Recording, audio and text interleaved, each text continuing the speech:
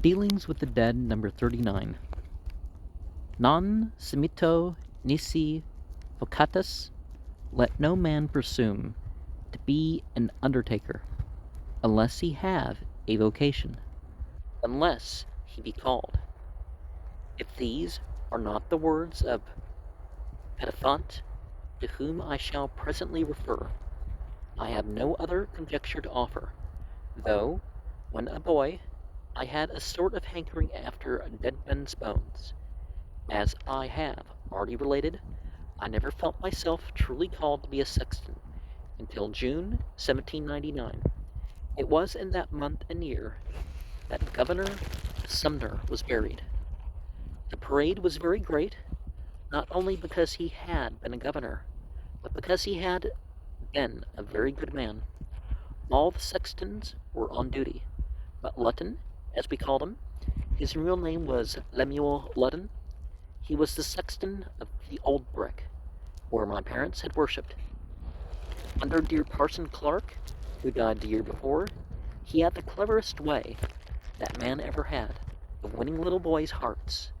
He really seemed to have the key to their little souls. Luton was sick.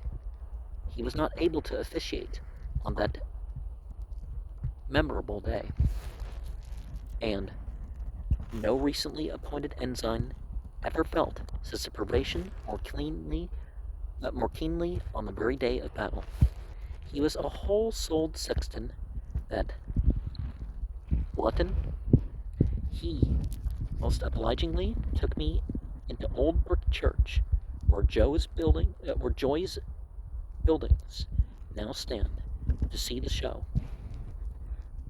There was a half-crazy simpleton, whom it was difficult to prevent from capering before the corpse, a perfect Davy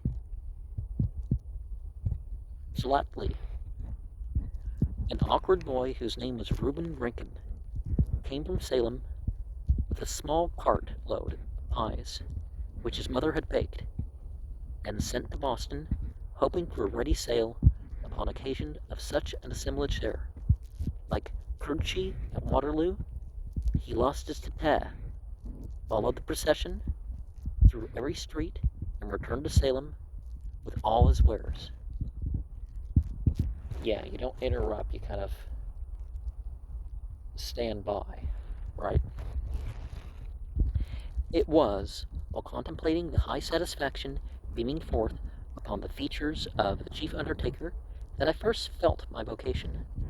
I ventured timidly to ask old Luton if he thought I had talents for the office.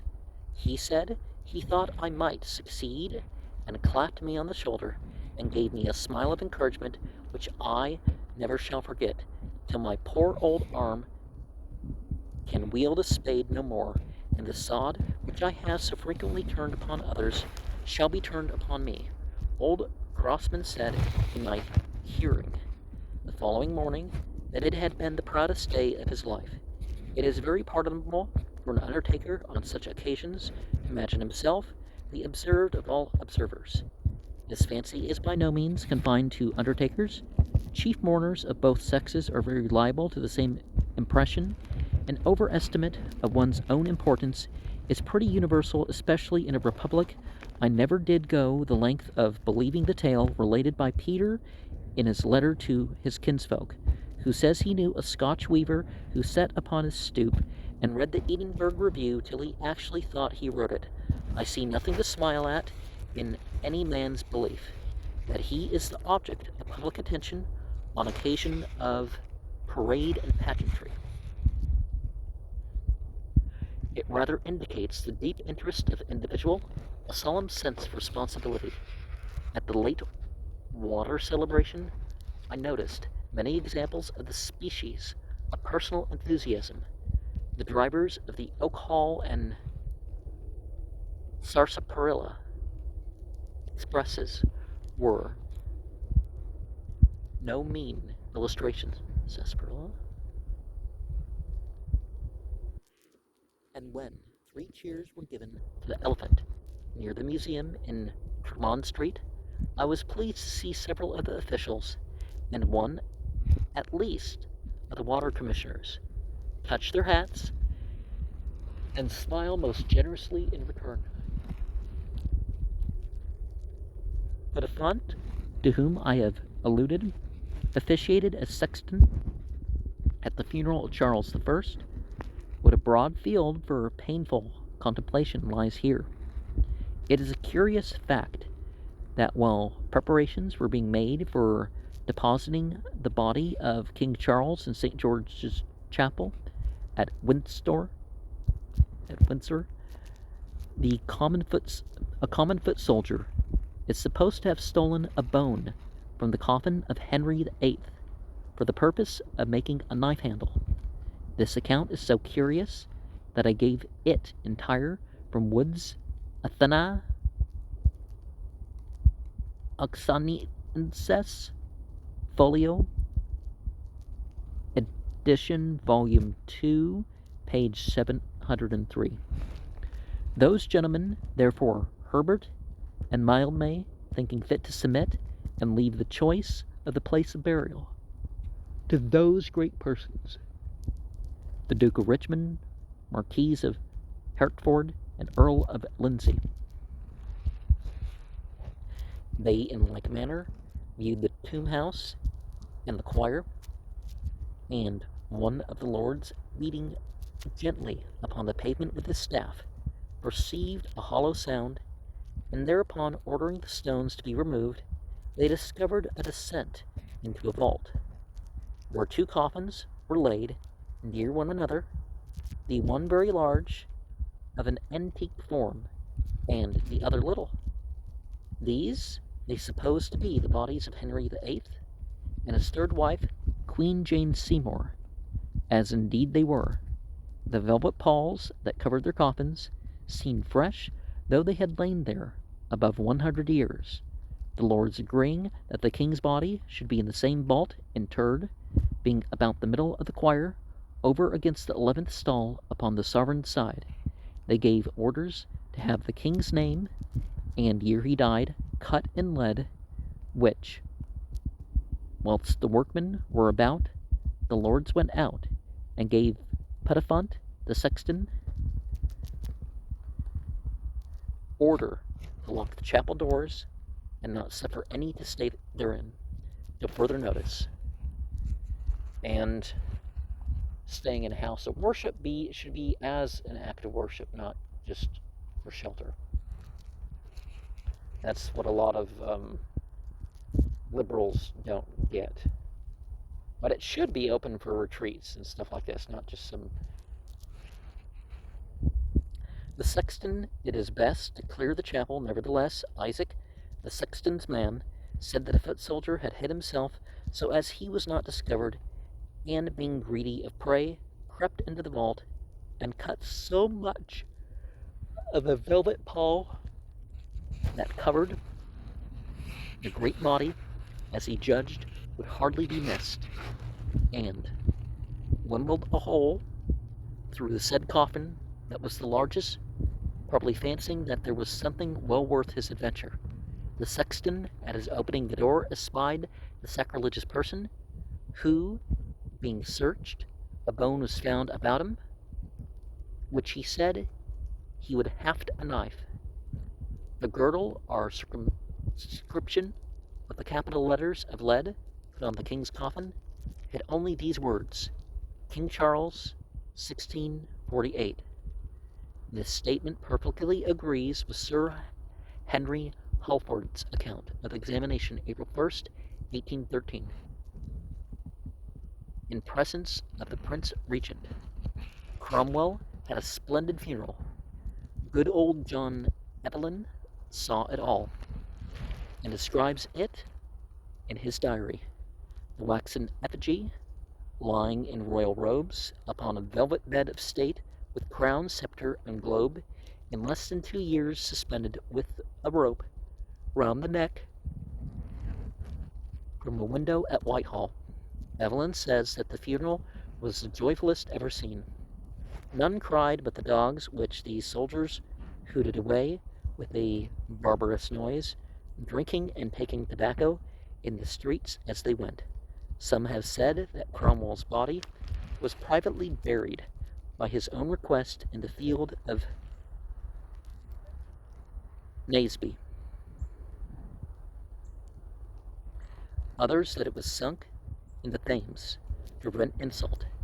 It was not so, but upon the Restoration it was decided to reverse the popular sentiment.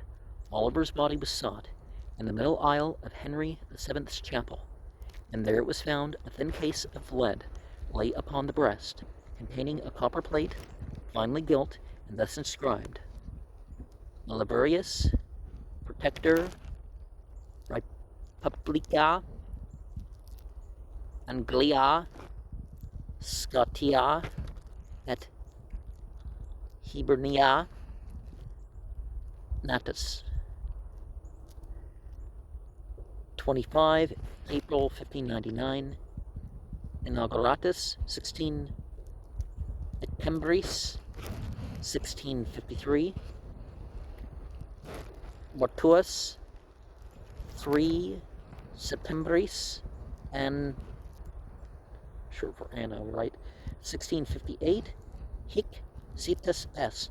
This plate in 1773 was in possession of Hon George Hobart of Naughton in Lincolnshire. By a vote of the House of Commons, Cromwell's and Ayrton's bodies were taken up January 26, 1660, and on the Monday night following, they were drawn on 2 carts to the Red Lion Inn, Holborn, where they remained all night, and with Bradshaw's, which was not exhumed till the day after, conveying on sledges to Tyburn and hanged on the gallows till sunset. They were then beheaded. The trunks were buried in a hole near the gallows, and their heads set on poles on the top of Westminster Hall, where Cromwell's long remain. The treatment of Oliver's character has been in perfect keeping with the treatment of his carcass.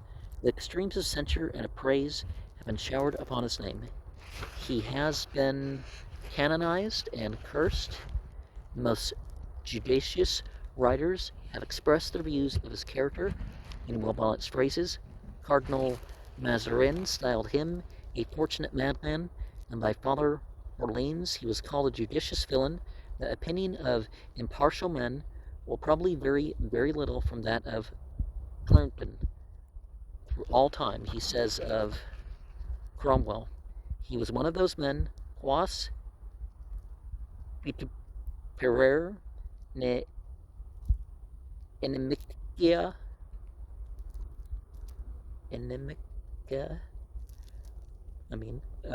quidem possunt nisse ut simul laudent.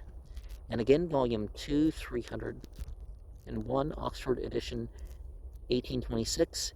In a word, as he was guilty of many crimes against which damnation is denounced, and for which hellfire is prepared, so he had some good qualities, which have caused the memory of some men in all ages to be celebrated, and he will be looked upon by posterity as a brave, wicked man. Oliver had the nerve to do what most men could not. He went to look upon the corpse of the beheaded king, opened the coffin with his own hand, and put his finger to the neck, where it had been severed. He could not then doubt that Charles was dead.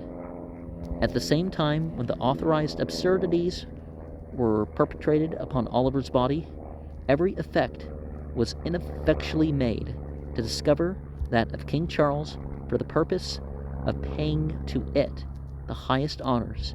This occurred at the time of the Restoration, or about 10 years after the death of Charles I. In 1813, i.e. 165 years after that event, the body was accidentally discovered. To this fact, and to the examination by Sir Henry Halford, President of the Royal College of Physicians, I shall refer in my next.